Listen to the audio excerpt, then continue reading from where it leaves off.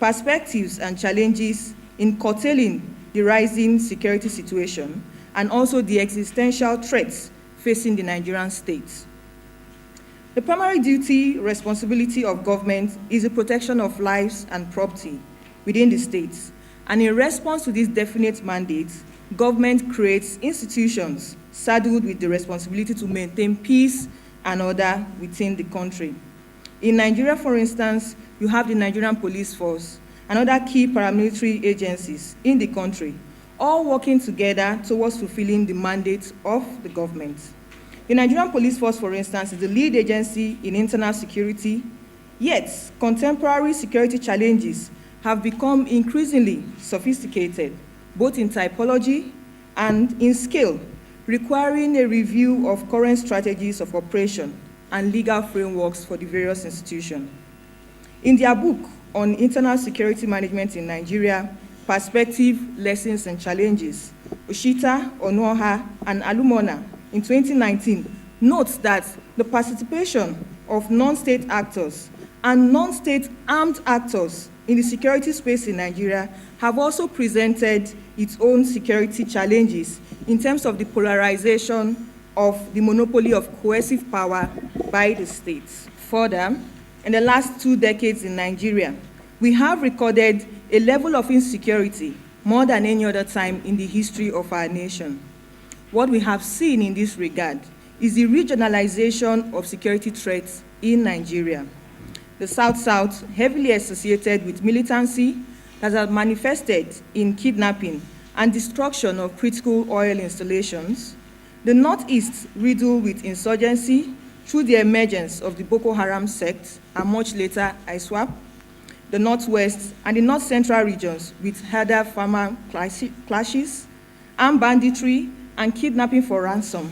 And lately, we have seen the rise of separatist agitation from the Southeast primarily, and also part of the Southwest. It is imperative to note that these agitations from the Southeast are not precluded from any other challenges identified earlier. These threats, put together, have increasingly become common features of our daily life. The seeming challenges in the ability of the state to address these challenges squarely has seen the rise or an increase in the reliance to private security actors and a call for more localized policing architecture. It is our expectation that at the end of this roundtable, we will witness an intensification of collaborative mechanisms through intelligence-led policing, greater accountability for offenders, all within the ambit of the law, and improved security, citizen security, as a cardinal responsibility of the state. What's the ethnic group of the person who was behind the service table? The whole division we have in Nigeria today is as a result of scarcity. It's fundamentally the result of scarcity. When there is scarcity, the competition becomes very fierce, and of course, we begin to ask questions about who got what and who distributed what. So our internal security crisis today is as a result of, scarcity. And that scarcity is created by the fact that we have an economy that does not produce for its people. Because long ago, criminologists have understood that law enforcement agencies, security agencies cannot solve problems created by politicians. Law enforcement agencies, security agencies cannot solve problems created by politicians. That we must always constantly remember. So when you blame police, you blame this, you blame that, you blame that, were they the creator of that problem? They are not. So even the security agencies themselves must begin to learn not to struggle unnecessarily to try to solve problems they did not create in the first instance and over which they have no control.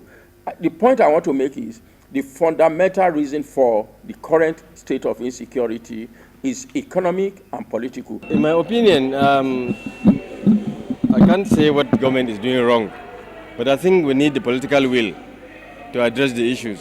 The government has the agencies and various bodies, as I said in my opening speech as the chairman, Government has the various bodies, it has the security agencies, apart from the armed forces, the police, the state security service, and also the related agencies that take care of our borders in entry and exit of goods, services, and personnel, the immigrations, the customs, and so on and so forth. Also, we have also other bodies like the civil defense.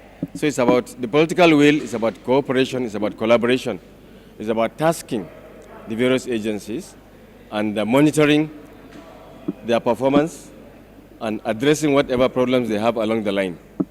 If it is strategy, there is strategy. If it's lack of equipment, address the equipment. If it's personnel, provide the personnel. If it's training, provide the training. But it's difficult to really understand. And in 2014, I gave a lecture in Kaduna, hosted by Arewa House, Arewa Research and Development Project, as well as Northern Elders Forum. And I raised this same issue that you are raising now. It's difficult to say there's a terrain called a forest in the arid zone at the fringes of a Sahara Desert. And if there is one, how big is it? Yes, I see it coming. I see this the insecurity coming to an end because I believe President Buhari is really committed to addressing the insecurity challenges. If you look carefully, you discover that there are lots of improvement in the last 1